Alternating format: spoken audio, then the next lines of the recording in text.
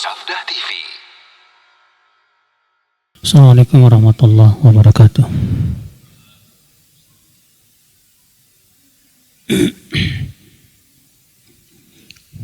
Innal hamdalillah nahmaduhu wa nasta'inuhu wa nastaghfiruhu wa na'udzu billahi min shururi anfusina wa min sayyiati a'malina. Man yahdihillahu fala mudilla lahu wa man yudlil fala hadiya lahu. Wa asyhadu an la ilaha illallah wahdahu la syarika lahu wa asyhadu anna Muhammadan abduhu wa rasuluh.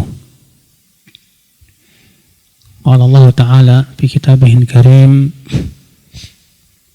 ya ayyuhalladzina amanu taqullaha haqqa tuqatih wa la tamutunna illa wa antum muslimun. Amma ba'd. Kita lanjutkan ayyuhal ikhwah, saudaraku seiman, yaitu hadis sahih hadis qudsi ya. Kita masuk hadis yang ke-500 kalau nggak salah ya.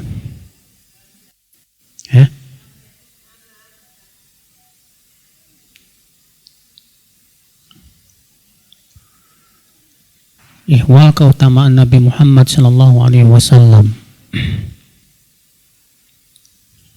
Dari Abdullah bin Amr bin Al-As, dia menuturkan terkait ayat yang ada dalam Al-Quran ini. Allah Ta'ala berfirman, ya ayuhan nabi, inna arsalnaka syahidan wa mubashiran wa nadhira. Wahai Nabi, sesungguhnya kami menjadi saksi, pembawa kabar gembira dan pemberi peringatan. Qala fit Taurah, Allah berfirman di dalam Taurat, ya ayuhan nabi, inna arsalnaka syahida wa mubashira wa hirzan lil ummiyin. Anta abdi wa rasuli, samaitukal mutawakkil. Laisa bifadhin wala ghalidh wala sakhabin bil aswaq wala yadfa'u sayyi'ata bis sayyi'ah walakin ya'fu wa yasfah walan yaqbidallahu hatta yuqima bihil millatal auja bi an yaqulu la ilaha illallah fayaftaha biha a'yunan umya wa adhanan summa wa quluban ghulfa.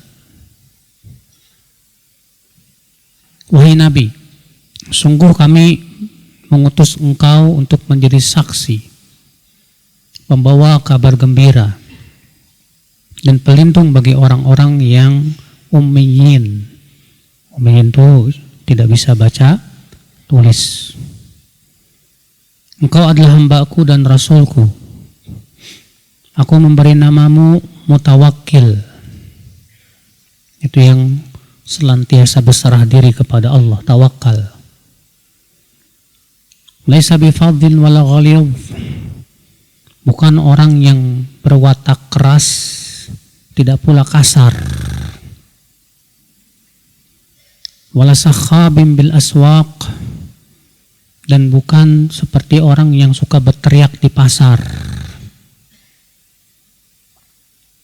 Wala yadfa'u sayyi'ata bis sayyi'ah, dan tidak menolak, tidak membalas keburukan dengan keburukan. Akan tetapi ia memaafkan dan mengampuni. Walan yaqbidahu Allah hatta yuqima bihil millatal auja, dan Allah tidak akan mencabut nyawanya sampai Allah tegakkan dengannya agama yang telah bengkok, millah al-auja. Itu agar mereka mengatakan la ilaha illallah. Maka ia pun membuka dengannya mata yang telah buta, telinga yang telah tuli, dan hati yang telah mati. Di hadis 501 lebih lengkap lagi ya. Dari Abdullah bin Salam, Semoga Allah meridainya saat mendengar kedatangan Nabi. Dia pergi hingga menemui Nabi Shallallahu Alaihi Wasallam. Ketika Rasulullah SAW datang ke kota Madinah, hijrah, maka Abdullah bin Salam ini salah satu pendeta Yahudi, Pak. Ya. Maka ketika ia mendengar Nabi Muhammad SAW datang ke kota Madinah, maka Abdullah bin Salam menemui Rasulullah SAW. Lalu Rasulullah bersabda kepada Abdullah bin Salam, "Anta ibnu alimi ahli Yathrib." Apakah engkau anaknya ulama penduduk Yathrib ini? Qala na'am, betul. Maka Rasulullah bersabda, "Fanashattuka billah alladhi anzalat Taurata ala turi Sayna, hal tajidu sifati fil kitab alladhi anzalahu Allahu ala Musa?" Aku mohon kamu dengan nama Allah yang telah menurunkan Taurat kepada Musa di Bukit Tur Sina. Apakah kamu mendapatkan sifatku dalam kitab yang telah Allah turunkan kepada Musa? Maka apa kata Abdullah bin Salam? Insib lana rabbak. Coba sebutkan nasab Tuhanmu, hai Muhammad. Maka Abdullah bin Salam, pendeta Yahudi ini berkata, Insib lana rabbak ya Muhammad. Coba nisbatkan Tuhanmu kepada kami, wahai Muhammad. Fartujan Nabi sallallahu alaihi wasallam. Apa yang terjadi? Ya, maka Rasulullah sallallahu alaihi wasallam pun gemeteran, Pak. Bingung gimana menjawabnya, Pak. Faqala lahu Jibril, maka datanglah Jibril membawa wahyu. Jibril berkata, katakan, Qul huwallahu ahad, Allahus samad, lam yalid, walam yulad, walam yakul lahu kufuwan ahad. Katakan, Allah adalah ahad. Apa artinya ahad, Pak? Apa bedanya wahid sama ahad? Wahid artinya satu. Kalau ahad artinya satu-satunya. Kalau wahid ada itsnain, ada salasa, ada arba'ah. Tapi kalau ahad nggak ada lagi keduanya. Ahad artinya satu-satunya. Itu bedanya antara wahid dengan apa? Ahad. Qul huwallahu ahad. Katakan, dialah Allah satu-satunya. Satu-satunya apa, Pak? Satu-satunya yang kita ibadahi. Satu-satunya tempat bertawakal. Satu-satunya tempat berdoa. Satu-satunya tempat berkeluh kesah. Jadikan Allah satu-satunya. Ya, di hati kita, dalam hidup kita. Allahus samad. Allah as-samad. Apa itu as-samad? Alladzi yasmudu ilaihi kullul makhluqat. Itu setiap makhluk bergantung kepadanya dalam memenuhi kebutuhan-kebutuhan. Allahus samad. Artinya Allah tempat bergantung seluruh makhluk. Lam yalid wa lam yulad. Allah tidak melahirkan dan tidak dilahirkan. Walam yakul lahu kufuwan ahad. Dan tidak ada yang serupa sebanding dengan Allah subhanahu wa ta'ala seorang pun. Mendengar itu Abdullah bin Salam, pendeta Yahudi ini berkata, Ashhadu annaka Rasulullah. Aku bersaksi bahwa engkau adalah utusan Allah. Wa anna Allah mutahhiruka wa mudhiru dinika 'alal adyan. Dan bahwasanya Allah akan mensucikan kamu Dan Allah akan menangkan agama kamu di atas seluruh agama. Wa inni la ajidu sifataka fi kitabillah. Dan sungguh aku benar-benar mendapatkan sifatmu dalam kitabullah. Itu maksudnya dalam Taurat. Ya ayuhan nabi, inna arsalnaka syahida wa mubashira wa nadhira. Anta abdi wa rasuli, samaitukal mutawakkil. Wahai nabi, sesungguhnya kami telah mengutusmu sebagai saksi, pemberi kabar gembira dan pemberi ancaman. Engkau adalah hambaku dan rasulku. Samaitukal mutawakkil. Aku memberi namamu al-mutawakkil, yang senantiasa bertawakal kepada Allah. Laisa bifadhin wala ghalidh wala sakhabin bil aswaq. Ia bukan orang yang fadh. Fadh itu kasar, keras, Pak. Yang berwatak apa? Keras. Wala ghalidh, ghalidh itu artinya kasar. Wala sakhabin bil aswaq, tidak juga teriak-teriak di pasar, artinya suka teriak-teriak, ya. Wala yajzi bi sayyi'ati sayyi'ah mithlaha walakin ya'fu wa yasfah. Dan ia tidak membalas keburukan dengan keburukan yang sama, tapi ia memaafkan dan mengampuni. Padahal membalas keburukan dengan keburukan yang sama boleh nggak, Pak? Boleh. Allah mengatakan wa jazaa'u sayyi'atin sayyi'atum mithluha. Ya. Balasan keburukan itu adalah keburukan yang semisal, yang sama. Tapi ternyata Rasulullah SAW ya disifati dalam Taurat itu lebih dari itu. Ia tidak membalas keburukan dengan keburukan yang sama, tapi ia memaafkan dan mengampuni. Dan Allah tidak akan cabut nyawanya sampai Allah akan meluruskan dengannya agama yang telah bengkok.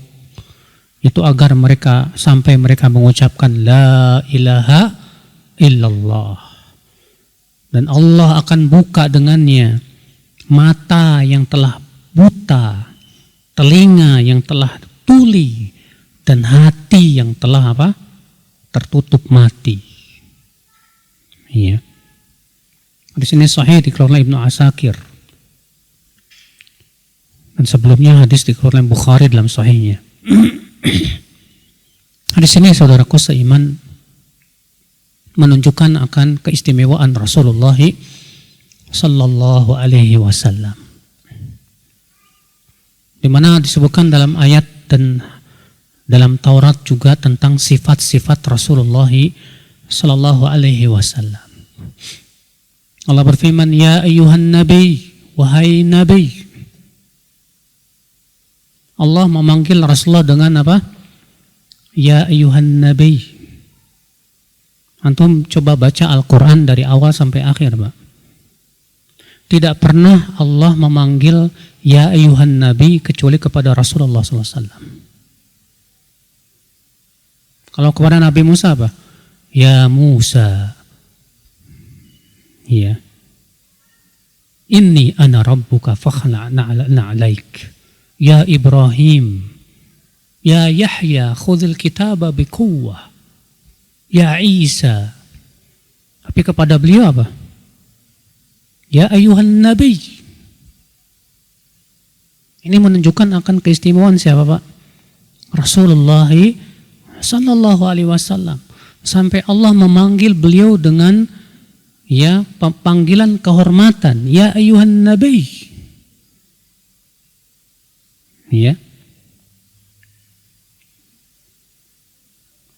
Oleh karena itulah ya akhul Islam, kalau Allah saja memanggil beliau dengan panggilan yang Masya Allah ini, Pak, ya ayyuhan nabi, apalagi kita umatnya, Pak.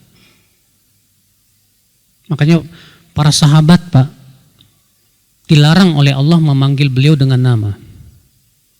Allah berfirman, la taj'alu du'a ar-rasul ka du'ai ba'dikum ba'da. Jangan kalian memanggil Rasul seperti sebagian kalian memanggil yang lainnya. Makanya kalau antum baca hadis-hadis, para sahabat selalu memanggil apa Pak? Ya Rasulullah, ya Nabi Allah, itu adab. Ya. Ya ayuhan Nabi, inna, sesungguhnya kami, di sini Allah menggunakan kata inna untuk menegaskan bahwa benar-benar, sungguh kami telah mengutusmu. Ya. Artinya menjadikan beliau sebagai rasul. Bukan hanya nabi tapi juga apa? Rasul. Dan keyakinan kita Pak, bahwa rasul itu lebih tinggi derajatnya daripada apa? Nabi. Setiap rasul itu nabi, tapi tidak setiap nabi itu apa? Rasul. Ya. Inna arsalnaka syahida. Sebagai saksi. Apa maksudnya saksi di sini, Pak? Dijelaskan dalam surat An-Nisa, ya, makna saksi di sini. Allah berfirman, "Fa kaifa idza ji'na." Ya. Sebentar.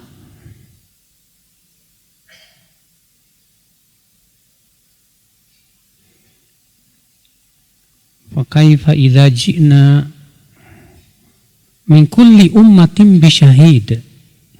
Surat An-Nisa ayat 41. Surat An-Nisa ayat berapa? 41. Fa kaifa idza ji'na min kulli ummatin bi syahidin wa ji'na bika 'ala haula'i syahida.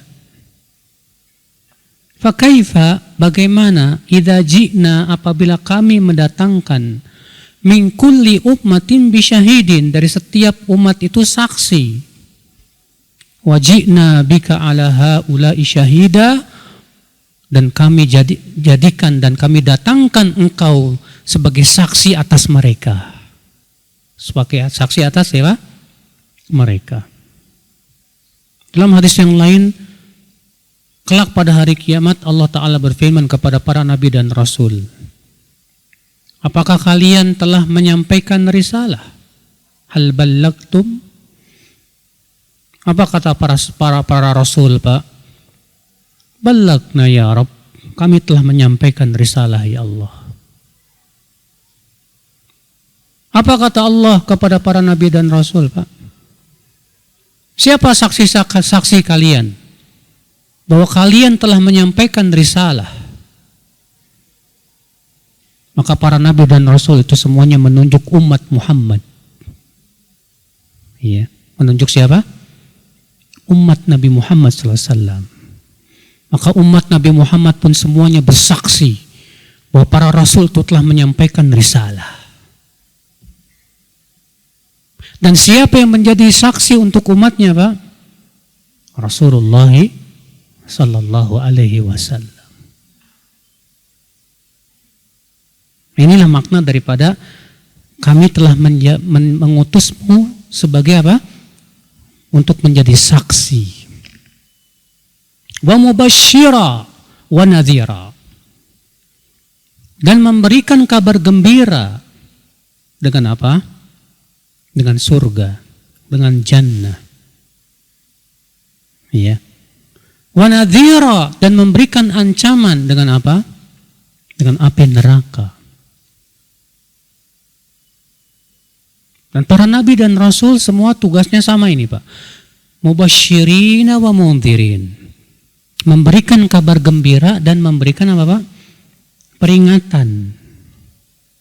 Dan ini, Pak, tata cara dakwah yang benar. Tata cara taklim bahkan yang benar seperti itu. Mengumpulkan antara pemberian kabar gembira dengan pemberian peringatan dan ancaman, Pak. Antum kalau ngedidik anak cuma ngasih kabar gembira aja, Pak. Tapi tidak ada ancaman sama sekali, Pak. Tanpa ada pemberian peringatan. Maka biasanya anak akan tumbuh meremehkan masalah yang haram, Pak. Meremehkan larangan dia, Pak. Sebaliknya, kalau antum mendidik anak antum hanya mengancam aja tanpa memberikan kabar gembira, biasanya hasilnya apa, Pak? Anak antum itu akan menjadi orang yang mudah pesimis atau radikal. Atau apa? Radikal, mudah mencap orang neraka. Makanya tabsyir wa tandzir wal indhar itu harus diseimbangkan, Pak. Pemberian kabar gembira dengan pemberian apa? Peringatan dan ancaman. Pemberian kabar gembira menimbulkan apa, Pak? Sifat roja. Apa roja, Pak? Berharap. Dan pemberian peringatan menimbulkan sifat apa, Pak? Khauf. Apa itu khauf? Takut. Maka harapan dan takut ini harus diseimbangkan nih. Kalau terlalu berat harapannya, sedikit rasa takutnya, meremehkan maksiat jadinya. Kalau takutnya berlebihan, sedikit berharapnya, putus asa dari rahmat Allah Subhanahu wa taala, Pak. Maka dari itulah ya, ini cara pendidikan yang paling bagus, yaitu mengumpulkan antara apa? Bisyarah wa nadharah. Pemberian kabar gembira dengan pemberian apa? Peringatan dan ancaman, Pak. Makanya ya, contoh misalnya, Pak, sholat. Kita sebutkan tentang keutamaan sholat apa? Setelah selesai kita menyebutkan keutamaannya, keistimewaannya, sebutkan ancaman buat orang yang meninggalkan sholat apa? Sehingga pada waktu itu seimbang, Pak. Ketika orang mendengar keistimewaan sholat, Masya Allah, pahalanya besar banget, luar biasa. Menimbulkan apa, Pak? Semangat dan harapan.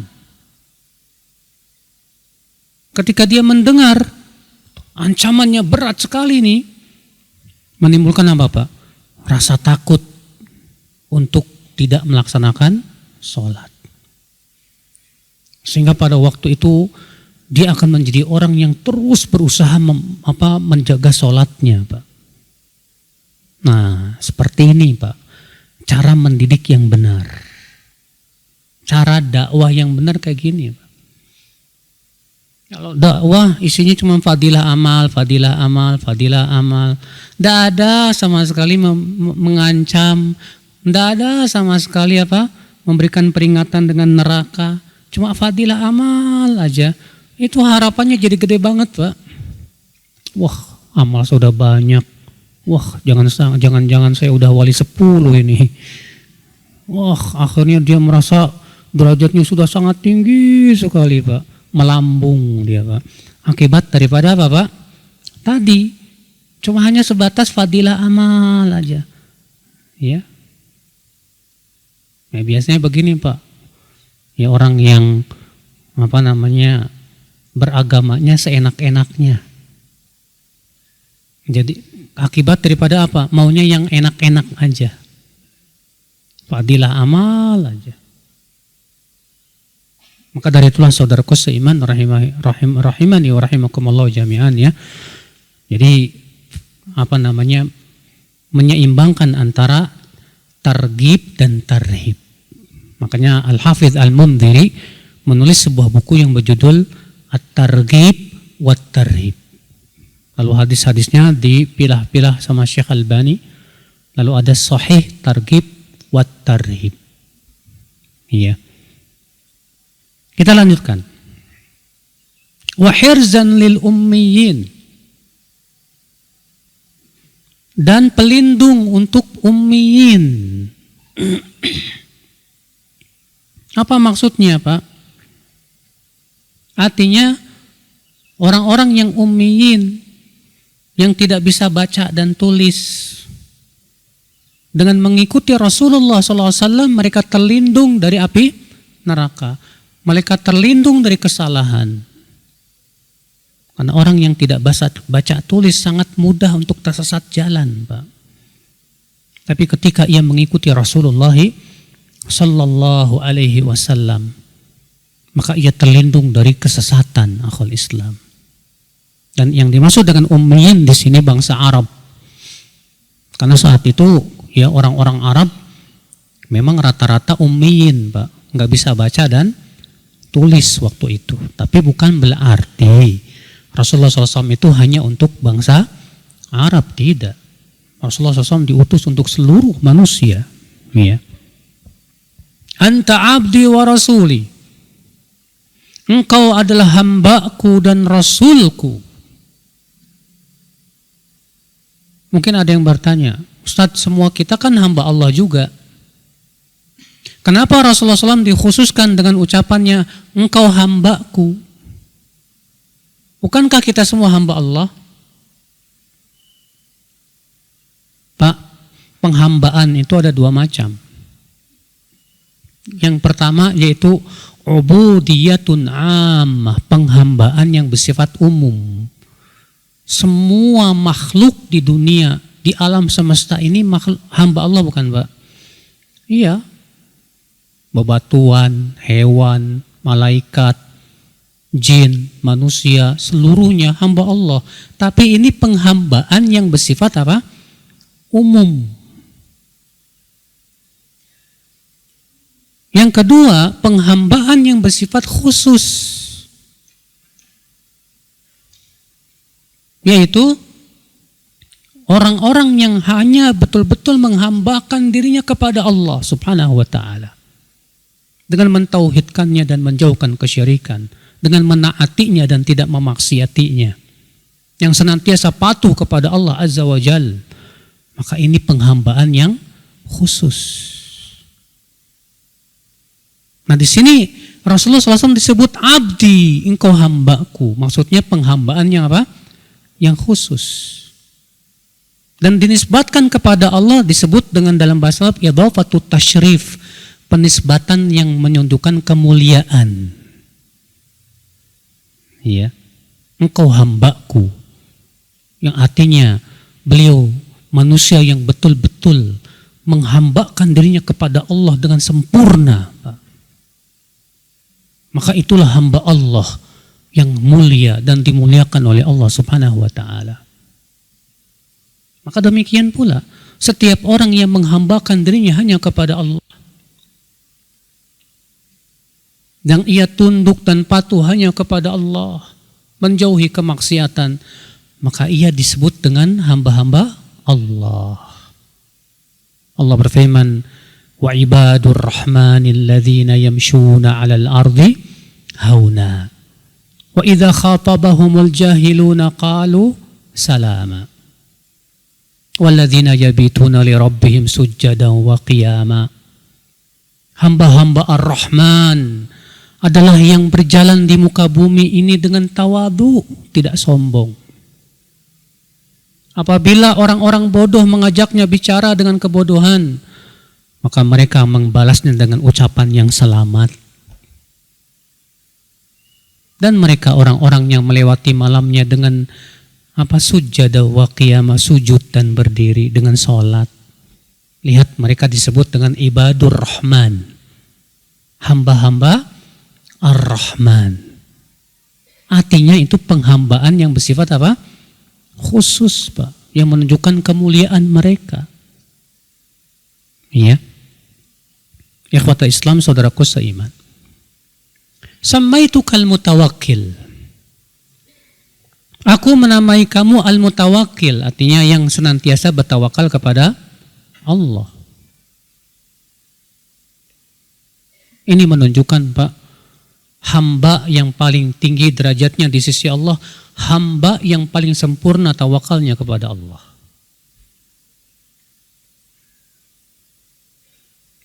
Apa itu tawakal, Pak? Tawakal itu kalau memenuhi dua rukun.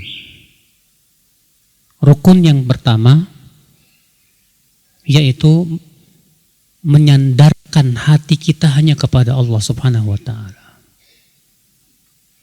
Rukun yang kedua yaitu as-sa'yu fi tahsil al-asbab, usaha.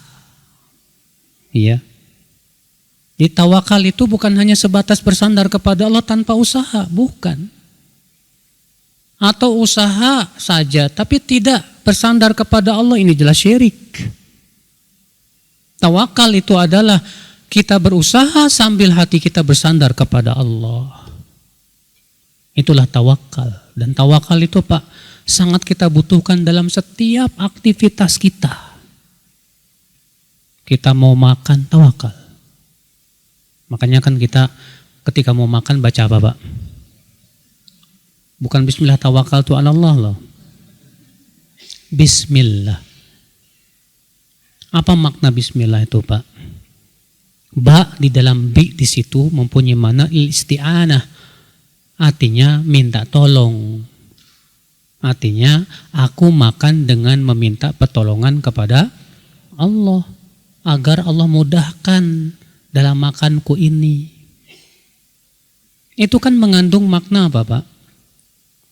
Mohon pertolongan, bersandar kepada apa? Kepada Allah Subhanahu wa ta'ala. Tidak bersandar kepada kemampuan diri kita. Antum pergi kerja, tawakal. Jangan pernah kita tawakal kepada skill dan kemampuan kita. Jangan. Saya pede, saya kan orangnya cerdas, saya kan skillnya hebat. Wallahi akhi, kalau Allah tidak bantu Anda, sehebat apapun skill Anda tidak akan mampu. Tapi karena Allah yang membantu, Allah jadikan kita bisa. Ikhwata Islam, saudaraku seiman. Makanya tawakal. Antum pergi mau safar, naik pesawat, tawakal kepada Allah. Serahkan kepada Allah Subhanahu wa ta'ala. Antum mau mencari nafkah, tawakal. Antum mau menikah, tawakal kepada Allah Subhanahu. Bahkan dalam ibadah kita sangat butuh tawakal. Kita mau sholat nih Pak, jangan pernah merasa pede, saya yakin bisa khusyuk. Tawakal kepada Allah. Berserah diri kepada Allah. Mohon kepada Allah bantuan agar bisa khusyuk dalam sholat kita Pak. Saudaraku seiman rahimani wa rahimakumullah jami'an. Makanya orang yang masuk surga tanpa hisab dan adab, siapa mereka Pak? Mereka yang tawakalnya sempurna kepada Allah. Ketika Rasulullah menyebutkan tentang orang yang masuk surga dan tanpa hisab dan adab, siapa? Humul ladzina la yastarqun wa la yaktawun wa la yatatayyarun wa ala rabbihim yatawakkalun. Mereka orang yang tidak minta diruqyah. Kenapa enggak mau diruqyah, enggak minta diruqyah maksudnya? Karena tawakalnya sempurna kepada Allah. Dan tidak berobat dengan cara kai itu besi yang dipanaskan. Dan tidak tatayyur, menganggap sial dengan sesuatu. Kenapa mereka tidak melakukan itu? Karena tawakalnya hanya kepada Allah. Kita terkadang mau pergi safar, tahu-tahu nabrak kucing. Kita jadi was-was, waduh, takut nanti di perjalanan terjadi sesuatu gitu kan. Tapi dengan tawakal hilang itu semua. Saya tawakal kepada Allah, kucing sama sekali tidak memberikan manfaat ataupun mudarat. Iya. Wa ala rabbihim yatawakkalun, dan mereka hanya bertawakal kepada Allah Subhanahu wa ta'ala saja. Ternyata itu sifat orang yang masuk surga tanpa hisab dan adab. Bayangkan. Subhanallah. Ikhwata Islam, saudaraku seiman, rahimani wa rahimakumullah jami'an. Maka dari itu ya akhi, tawakal. Antum datang ke majlis taklim di sini menuntut ilmu, tawakal kepada Allah, minta kepada Allah kekuatan. Iya. Laisa bifadhin wala ghalidh. Kemudian sifat Rasulullah berikutnya apa? Beliau bukan orang yang keras, bukan pula orang yang kasar. Beliau bukan orang yang punya watak keras, bukan orang yang kasar, suka teriak-teriak kayak di pasar, tidak. Akan tetapi beliau orangnya lembut, Masya Allah. Rasulullah sabda, innallaha rafiqun yuhibbur rifq. Allah itu lembut dan cinta kelembutan. Iya. Makanya Rasulullah nggak suka ya kepada sifat-sifat yang kasar gitu, nggak suka. Allah pun nggak suka, Pak. Maka dari itulah, Pak, Rasulullah menyebutkan tentang rumah tangga, tanda rumah tangga yang Allah inginkan kebaikan kayak gimana tuh.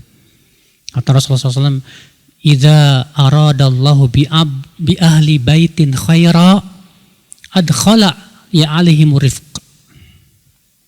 Apabila Allah menginginkan kebaikan kepada sebuah rumah tangga, maka Allah akan masukkan sifat lembut pada mereka. Suami yang lembut sama istri, istri lembut sama suami, orang tua yang lembut sama anak, anak yang lembut sama orang tua. Wallahi itu tanda rumah tangga yang diinginkan kebaikan oleh Allah Subhanahu wa taala. Tapi sebaliknya, istri kasar sama suami, suami kasar sama istri, itu berarti Allah tidak inginkan kebaikan pada rumah tangga itu. Iya. Makanya kalau kita dikasih sifat lembut, Pak, itu hakikatnya kita dikasih sama Allah bagian dari rahmat Allah. Allah berfirman, "Fabima rahmatim minallahi linta lahum. Walau kunta faddan ghalidhal qalbi lan faddu min haulik." Dengan rahmat Allah lah kepadamu, wahai Muhammad, kamu bisa bersikap lembut kepada mereka. Lihat, dengan rahmat Allah. Berarti orang yang bersifat lembut itu termasuk rahmat Allah kepada dia.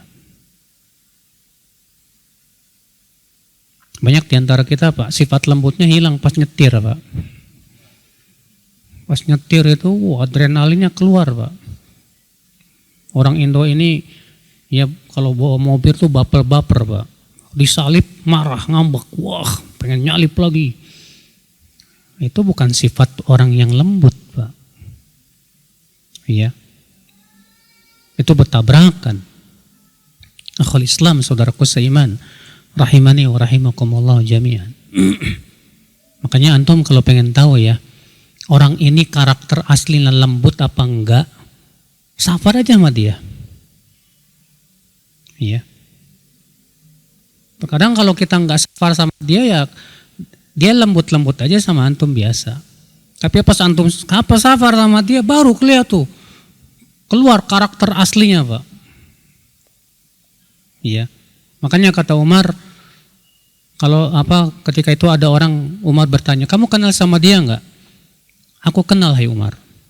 Lalu Umar mengajukan 3 pertanyaan. Kamu pernah safar sama dia? Belum pernah. Kamu pernah bertetangga sama dia? Belum pernah. Atau kamu pernah bermuamalah dengan dia? Belum pernah. Kamu belum mengenal dia. Ikhwatul Islam, saudaraku seiman. Nah, sifat Rasulullah SAW itu bukan orang yang kasar, Masya Allah. Bukan orang yang keras. Ya. Maka dari itulah coba semua kita introspeksi diri, Pak. Selama ini kita punya sifat kasar enggak? Jangan jauh-jauh lah sama istri kita sendiri. Iya, kasar enggak kita sama istri kalau ngomong itu? Tanya sama istri. Iya. Mungkin selama ini kita tidak pernah ngerasa. Akhul Islam, saudaraku seiman. Kemudian sifat beliau apa? Wala yadfa'u sayyi'ata bis-sayyi'ah.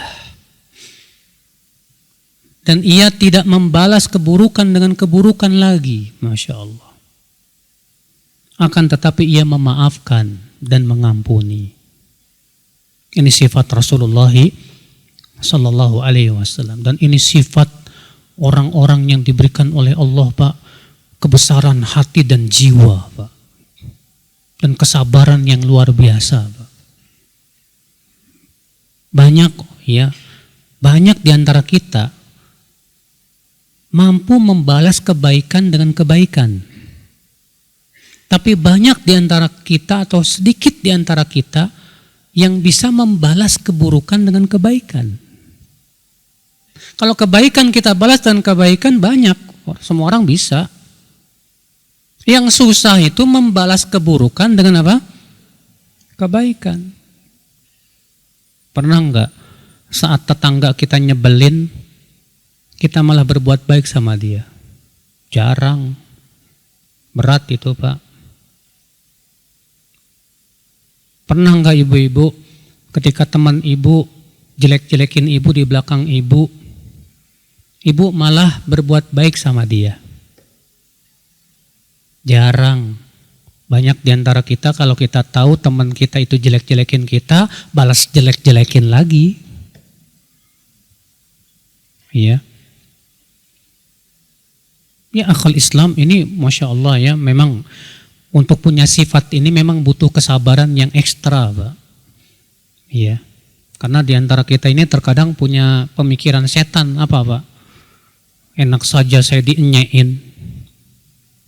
Saya nggak maulah diinjek-injek begitu aja. Saya juga punya kehormatan diri. Ingat loh, saya bisa balas dengan yang lebih loh. Wah, mulai muncul apa? Keangkuhan, Pak. Ini saya katakan was-was syaitan ini, Pak. Ketika kita mau membalas keburukan dengan kebaikan, buang jauh-jauh sifat itu. Tidak perlu kita pikirkan, ya, demi mempertahankan kehormatan diri, buang jauh-jauh sifat itu. Yang kita pikirkan bagaimana saya bisa mendapatkan maafnya Allah Subhanahu wa taala. Allah berfirman, "Faman afa wa aslaha fa ajruhu 'ala Allah." Siapa yang memaafkan dan memperbaiki hubungan, maka pahalanya sangat besar di sisi Allah Subhanahu wa taala. Ikhwat Islam, saudaraku seiman. Cuma ya tadi Pak ya, kalau kita lagi marah biasanya akal kita hilang. Kalau lagi marah biasanya apa? Akal kita hilang. Pengennya kalau lagi baper apa Pak? Hah? Kalau lagi baper, lagi marah, pengennya membalas dendam. Iya, Allahul musta'an. Kemudian sifat berikutnya, dan Allah tidak akan mewafatkan Rasulullah SAW sampai beliau menegakkan agama yang tadinya bengkok, meluruskan kembali. Makanya Rasulullah SAW di akhir hayatnya berkata apa Pak? Taraktukum alal bayda, lailuha kanahariha, la yazighu anha illa halik. Aku tinggalkan kalian di atas putih bersih, malamnya bagaikan siangnya. Artinya semua sudah dijelaskan, diterangkan, semua kebaikan sudah dijelaskan oleh Rasulullah, dan semua keburukan sudah dijelaskan oleh Rasulullah SAW. Ya, alhamdulillah, semua sudah sempurna, Pak. Kita lanjutkan bi an yaqulu la ilaha illallah. Ya, agar mereka mengucapkan la ilaha illallah. Ketika Rasulullah SAW diutus di kota Mekah, Pak, apa yang terjadi di saat Rasulullah diutus di kota Mekah, Pak? Di kota Mekah kesyirikan luar biasa. Walaupun memang tersisa agama Nabi Ibrahim, ya. Orang-orang Quraisy waktu itu haji nggak Pak? Haji. Itu kan membuktikan adanya sisa-sisa agama Nabi Ibrahim. Tapi kemudian terjadi kesyirikan. Siapa yang pertama kali membawa kesyirikan ke tanah Arab? Yang pertama kali membawa kesyirikan ke tanah Arab itu namanya Amr bin Luhai. Ya, dia yang pertama kali membawa kesyirikan ke tanah Arab, ke kota Mekah. Ya. Yang kemudian menjadi sebuah budaya di kalangan ya mereka, sehingga dianggap bahwa itu adalah agama nenek moyang. Padahal itu bukan agama Nabi Ibrahim sama sekali. Saudaraku seiman, rahimani wa rahimakumullah. Maka Rasulullah SAW pun berdakwah di kota Mekah Ternyata yang pertama kali beliau dakwahkan apa? Agar mereka mengucapkan la ilaha illallah. Tapi orang musyrikin mau nggak mengucapkan la ilaha illallah? Kenapa orang musyrikin tidak mau mengucapkan la ilaha illallah, Pak? Karena mereka paham apa konsekuensi dari la ilaha illallah. Yaitu mereka harus meninggalkan semua yang diibadahi selain Allah. Karena orang musyrikin ini, Pak, pemahaman mereka bahwa meyakini pencipta langit dan bumi hanya Allah itu tidak cukup. Orang musyrikin kalau ditanya siapa yang menciptakan langit dan bumi, apa jawab orang musyrikin, Pak? Allah. Mana dalilnya? Baca surat Luqman ayat 25. Wala in sa'altahum man khalaqas samawati wal ard la yaqulunna Allah. Kalau kamu bertanya kepada mereka siapa yang menciptakan langit dan bumi, mereka akan menjawab Allah. Allah. Bahkan orang-orang musyrikin Arab waktu itu, Pak, kalau mereka berlayar di lautan dan ditimpa gelombang besar, anehnya yang mereka ingat saat itu hanya Allah saja sudah. Yang mereka sembah selain Allah berupa Lata, Uzza, Manat, Hubal, ditinggalin semua, Pak. Allah berfirman, fa idza raqibu fil fulki da'allaha mukhlishina lahuddin. Apabila mereka naik kapal di lautan lalu ditimpa gelombang besar, maka mereka pun segera hanya berdoa kepada Allah saja. Lupa sama Lata, lupa sama Uzza, lupa sama Mana, lupa sama itu semua. Falamma najjahum ilal barri idzahum yusyrikun. Ketika Allah selamatkan mereka ke daratan, tiba-tiba berbuat apa? Syirik lagi. Subhanallah. Nah, itu orang musyrikin. Jadi orang musyrikin tuh, Pak, punya keyakinan bahwa tauhid itu hanya terbatas pada tauhid rububiyah. Mereka meyakini bahwa ibadah boleh kepada selain Allah. Makanya ketika orang musyrikin Quraisy ditanya, siapa yang menciptakan langit dan bumi? Mereka jawab apa? Allah. Ketika mereka ditanya, lantas kenapa kalian beribadah kepada Lata, Uzza, Manat, Hubal? Apa jawaban mereka, Pak? Silakan buka dalam surat Az-Zumar ayat 3. Allah berfirman, "Walladzina ittakhadhu min duni awliya ma na'buduhum illa liyuqarribuna ila Allahi zulfa." Dan orang-orang yang mengambil tandingan-tandingan selain Allah itu berkata, kami tidak beribadah kepada mereka kecuali agar ibadah kami kepada mereka ini bisa mendekatkan diri kami kepada Allah sedekat-dekatnya. Jadi mereka mengira bahwa peribadahan mereka kepada Lata, Uzza itu bisa mendekatkan diri kepada Allah. Mereka mengira Lata dan Uzza, Lata itu kan orang soleh, Pak. Mereka mengira bahwa Lata ini bisa memberi syafaat di sisi Allah. Makanya apa kata orang musyrikin? Haula'i syufa'auna indallah. Mereka inilah pemberi syafaat kami di sisi Allah. Apa jawab Allah? Qul lillahi syafa'atu jami'a. Ya. Katakan syafaat itu hanya milik Allah saja. Ya. Dan syafaat itu tidak akan pernah bermanfaat kecuali dengan izin Allah dan ridha-Nya. Bagaimana akan Allah berikan syafaat orang yang berbuat syirik?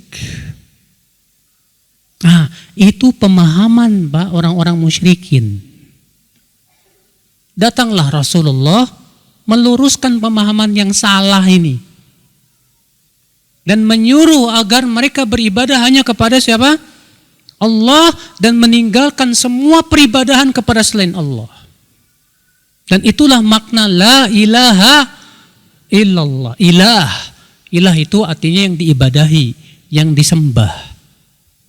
Tidak ada ilah yang berhak diibadahi kecuali siapa? Allah saja. Apa kata mereka? Kata orang musyrikin, aja'alal alihata ilaha wahida? Apakah Muhammad hendak menjadikan ilah-ilah yang banyak itu cuma satu? Inna hadzal syai'un ujab.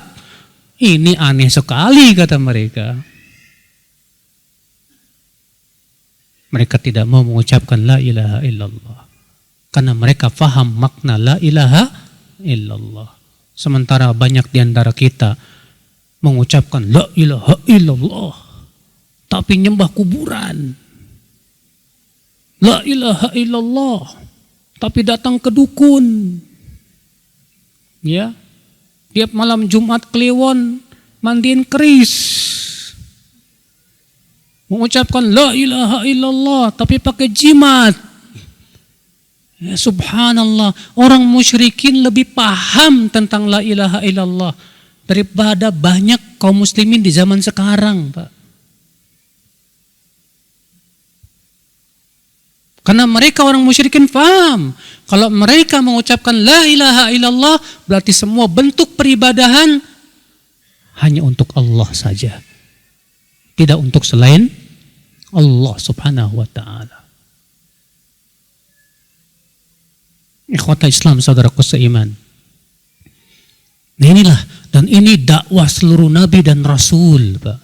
Semua nabi dan rasul berdakwah kepada la ilaha illallah. Gara-gara dakwah la ilaha illallah lah para nabi dan rasul dimusuhi oleh kaumnya. Bahkan sebagian mereka dibunuh. Memang ini dakwah yang berat sekali, Pak. Banyak kok para dai, Pak, yang gak mau mengambil resiko beratnya dakwah la ilaha illallah. Makanya banyak dai yang ngomongnya cuma masalah akhlak, muamalah, udah nggak mau bicara tentang apa? La ilaha illallah, tauhid, syirik. Kenapa? Resikonya berat, Pak. Karena orang yang berbuat syirik di muka bumi jumlahnya lebih banyak dibandingkan orang yang bertauhid. Ya. Saudaraku seiman, fayaftahu bihi a'yunan umya wa adanan summa wa quluban ghulfa.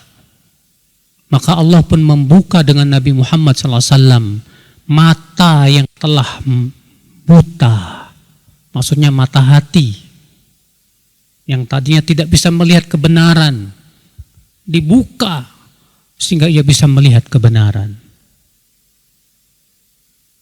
Dengan Rasulullah Allah jadikan orang yang telah tuli telinganya sehingga ia bisa mendengar. Demikian pula hati yang telah mati sehingga menjadi hidup kembali. Nah inilah sifat-sifat Rasulullah sallallahu alaihi wasallam. Maka dari itulah berusahalah kita, Pak, ya, untuk menjadi orang yang punya sifat-sifat seperti ini, Pak. Kan ini sifat-sifat yang mulia, luar biasa, Masya Allah ya.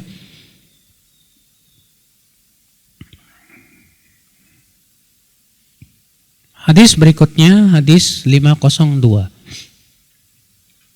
Hadis yang cukup panjang.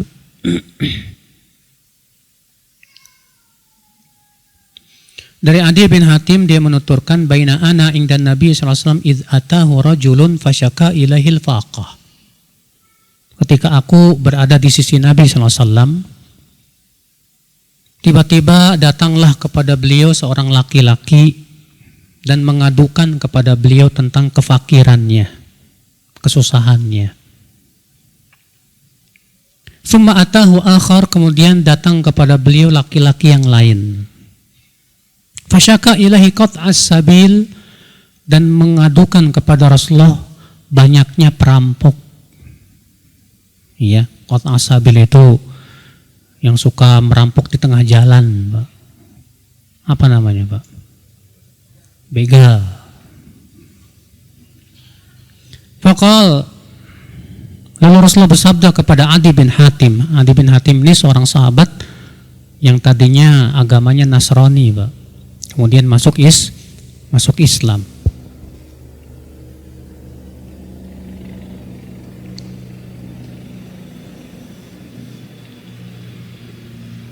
Maka Rasulullah SAW bersabda, "Ya Adi, hal ra'aital hirah?" Kamu pernah enggak ya negeri yang bernama Hirah? Hirah itu negeri Arab tapi dikuasai oleh Persia, Pak. Iya. Tadinya penguasanya Nu'man bin Munzir, yang kemudian dia mati digantikan oleh, saya lupa namanya penggantinya itu. Kamu pernah melihat negeri Hirah? Qultu lam araha wa qad umbitu anha.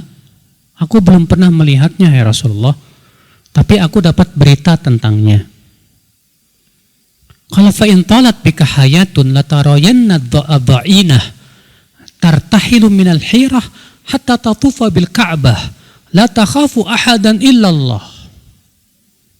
Hai Adi, kalau umurmu panjang, kamu nanti benar-benar akan melihat seorang wanita yang berjalan sendirian dari negeri Hirah menuju Makkah dan dia tawaf di Ka'bah.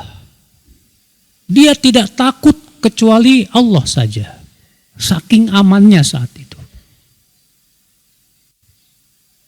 Dan ini dalil jumhur, ya, ulama yang membolehkan wanita safar tanpa mahram kalau memang aman dalam perjalanan.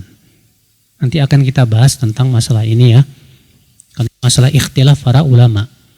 Ya, apakah wanita boleh safar tanpa mahram ketika aman, ya, atau tetap tidak boleh? Itu menjadi dua pendapat. Nah, jumhur mengatakan boleh kalau memang syaratnya terpenuhi. Apa itu? Aman. Dalilnya mana? Hadis ini. Karena Nabi mengatakan, Adi, hai Adi, kalau umurmu panjang, benar-benar nanti akan kamu melihat seorang wanita yang pergi sendirian dari negeri Hirah ke Mekah, tawaf sendirian. Tidak ada yang dia takuti kecuali siapa? Allah Subhanahu wa ta'ala. Kata jumhur menunjukkan ini boleh. Ya, sementara sebagian ulama mengatakan tetap tidak boleh. Kenapa demikian? Karena ini mimbabil khobar, ini sebatas pengabaran saja, nanti akan keluar, tidak sedang berbicara tentang hukumnya apa. Adapun tentang masalah hukumnya, Nabi sudah menjelaskan dalam hadis yang lain. Nabi bersabda, la tahillu limra'atin tu'minu billahi wal yaumil akhir an tusafir illa ma'adhi mahramin. Tidak halal bagi seorang wanita yang beriman kepada Allah dan hari akhirat untuk safar sejarak sehari semalam, jarak sehari semalam, itu sekitar 4 barit, 80 km lebih ya, kecuali bersama apa? Mahramnya. Kecuali bersama mahramnya. Iya. Dan saya pribadi condong kepada pendapat yang kedua ini, Pak, karena dalilnya lebih kuat. Dan kaidah usul fikih mengatakan kalau bertabrakan antara al-mubih wal hadir, yang membolehkan dengan yang melarang, dalil yang membolehkan dengan dalil yang melarang, maka yang lebih dahulukan adalah dalil yang melarang. Iya. Kita lanjutkan, Pak. Ketika Adi mendengar berita itu, Pak, qultu fima baini wa baina nafsi, maka aku berbicara dalam diriku sendiri. Fa aina du'aru tayyi alladzina qad sa'arul bilad? Lantas di mana para begal tayyi? Di mana mereka lah yang membegal di mana-mana di negeri-negeri orang. Jadi tukang begal itu di zaman dulu sudah ada, Pak. Ya, bukan cuma zaman sekarang. Wala in talat bika hayatun latuftahanna kunuzu Kisra.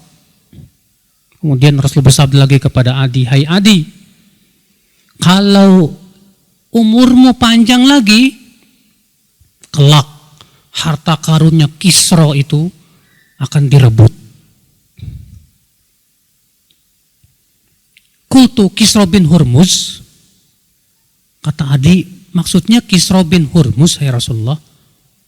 Karena saat itu kan ada dua adidaya, negara adikuasa, Pak. Yaitu negara apa?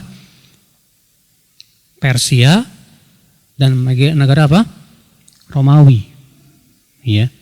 Persia, Romawi ini dua negara yang paling kuat saat itu. Ya, Adi bin Abi Hatim merasa heran, oh, Kisra bin Hurmuz maksudnya. Iya, kata Rasulullah.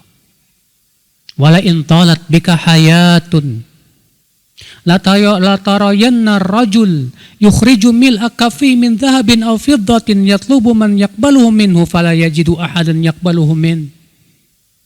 Dan kalau umurmu lebih panjang lagi, hai Adi, kamu akan melihat ada orang yang mengeluarkan satu genggam emas atau perak untuk disedekahkan, dan dia cari fakir miskin, gak ada yang nerima. Iya, karena disebutkan dalam hadis akan munculnya suatu zaman harta pada waktu itu melimpah ruah, Pak. Sampai-sampai gak ada orang miskin. Orang kaya bingung mau ngasih zakatnya ke siapa, saking gak ada yang miskinnya, Pak. Terjadi ikhtilaf para ulama di zaman ini kapan ini. Sebagian ulama mengatakan itu zaman Umar bin Abdul Aziz. Karena di zaman Umar bin Abdul Aziz memang terjadi itu, Pak. Nggak ada yang miskin. Kaya semua, Pak. Sampai orang kaya bingung mau cari fakir miskin nggak ketemu. Masya Allah. Sebagian ulama lagi mengatakan bahwa itu nanti di zaman Nabi Isa ketika telah turun di akhir zaman. Iya, dan ini yang dirojikan oleh banyak ulama. Karena Nabi SAW setelahnya akan menyebutkan tentang hari kiamat. Kita lanjutkan. Wala yalqayanna Allah ahadukum yawma yalqah wa laysa bainahu wa bainahu turjuman yutarjimu lahu. Sungguh benar-benar salah seorang dari kalian akan bertemu dengan Allah pada hari kiamat.